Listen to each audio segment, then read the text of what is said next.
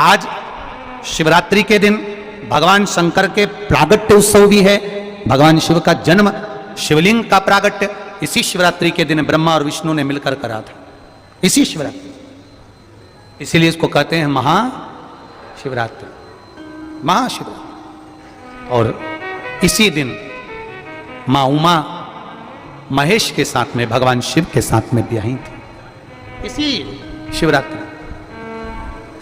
इसीलिए इसको शिव नवरात्रि कहते हैं। और इसके बाद में फिर दूज जो आती है उसको फुलेरा दूज कहते हैं। फुलेरा दूज मतलब भगवान शिव से अपने हृदय की बात कहना, जो दान किया, पुण्य किया, सत्कर्म करा, वो कभी क्षीण ना होना। अर्थात सारे व्रत, सारे उपास, सारा दान मरने से पहले हो सकता है छिन्न हो जाए, पर फुलेरा दूज का किया हुआ दान, पुण्य, सत्कर्म, भजन, कीर्तन कभी समाप्त नहीं होता। वो फुलेरा दूज। धतूरे की उस दिन बड़ी महत्वता रहती है। सुनाया था ना पहले कथाओं में, शिव तत्व को जाना। मंदार और शमी पत्र की भी उस दिन बड़ी महत्वता रहती है, क्योंकि फुलेरा दूज के दिन मंदार और शमी, ये दोनों ऋषियों के बेटा बेटी हैं, जिनके मंगल विवाह का प्रसंग भी फुलेरा दूज का आता है। मंदार और शमी का, इसका प्रसंग कल की कथा में अगर भाव आया तो इसको स्मरण करेंगे। मंदार और शमी, शमी की पत्ती और मंदार का फूल, आंकड़े का जो पुष्प होता है, उसका स्मरण बड़ा रोचक, उसका स्मरण है महाराज। कि शमी पत्ती का क्या महत्व है, मंदार का क्या महाराज।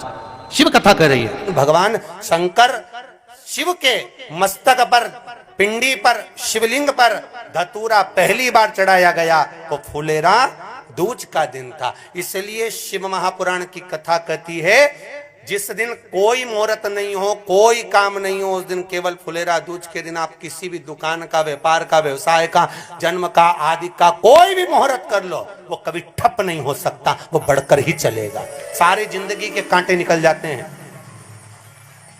सारी जिंदगी के कांटे समाप्त हो जाते हैं फुलेरा दूज।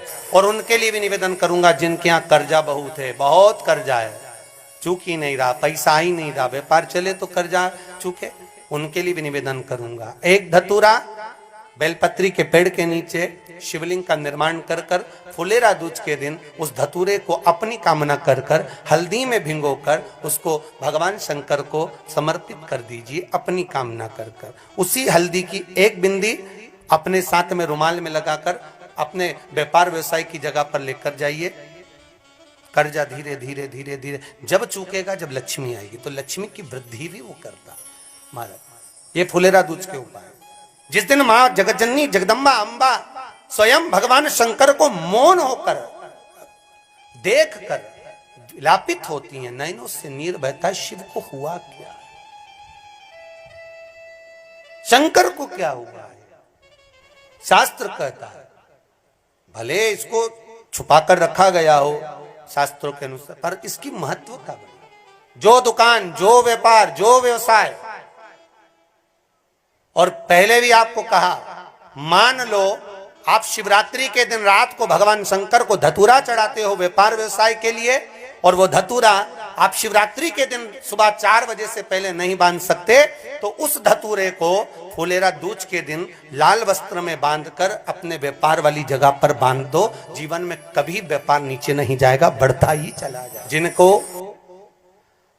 शरीर में दाद हो जाती है, खाज हो जाती है, या खुजलियों का क्रम हो जाता है, उनके लिए भी महाराज धतूरे का पानी, धतूरा एक लोटे में डाल दो, पानी रख दो, उसमें उसके अंदर थोड़ा सा चंदन डालकर वो पानी शिव जी को समर्पित कर दो। वही पानी को लेकर आ जाइए और कुछ देर तक शरीर में लगाकर बैठ जाइए महाराज। वो केवल फुलेरा दूज का है महाराज, उसको शरीर में लगाकर थोड़ी देर बैठ जाइए, 15-20 मिनट तक। शरीर के अंतर्गत कोई वस्त्र ना हो, उस वस्त्र को उतार कर उसको लगाकर बैठ जाओ। 2.5 से 3 महीने में दांत खाज, किसी भी चर्म रोग होगा, वो धीरे धीरे समाप्ति की ओर हो जाएगा महाराज। फुलेरा दूज का महत्व नहीं होता। करा जाते हो, अचानक गिर जाते हो, हापड़ी भराने लगती हो थोड़ा सा चलने पर, श्वास फूल जाती हो ज्यादा चढ़ने पर, उनके लिए विशेष है कि धतूरे की जड़ को, धतूरे का जो फल होता है उसकी जड़ महाराज निकाल कर धोकर उसको घिसकर शंकर भगवान पर उसका लेपन कर दीजिए। थोड़ी सी जड़ शिव जी पर चढ़ा दीजिए फुलेरा दूज के दिन। उस जड़ को पानी चढ़ाकर वापिस लेकर आ जाइए। जो मिर्गी का मरीज होता है, जिसको दमे की शिकायत होती है, श्वास की होती है, चलने में हापड़ी भरा जाती हो, फुलेरा दूज के दिन दोपहर के समय पर उसको वो जड़ केवल 3 या 4 बार सुगंध में सुंगा दी जाती है तो मिर्गी की बीमारी समाप्त हो जाती है और जिसको दमा श्वास फूलता है उसको भी आराम लग जाता है। फुलेरा दूज के दिन उसके लिए नित्य आनंद का सुख दे जाते हैं। एक बहुत सुंदर बात कहना चाहेंगे, जिंदगी में कभी मौका लगे तो स्मरण करिएगा।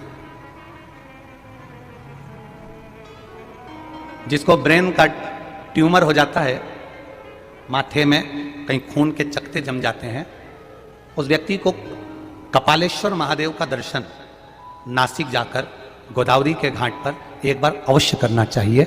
उसकी राह मंजिल सरल हो जाती है, रोग का निवारण होता है। कपालेश्वर महादेव, वो कपालेश्वर महादेव।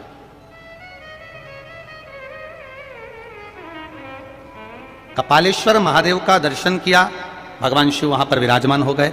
और भी ध्यान दें, जिसको बहुत भारी बीमारी हो, डॉक्टर कह रहे हैं कि ऑपरेशन की जरूरत है, ऑपरेशन कराना पड़ेगा, गांठ हो गई है, ये हो गया है, वो हो गया है, निवेदन है एक धतूरा फुलेरा दूज के दिन भगवान शंकर के शिवलिंग पर समर्पित करें और 5 बेलपत्र नंदीश्वर भगवान पर अर्थात भगवान नंदी पर समर्पित करें।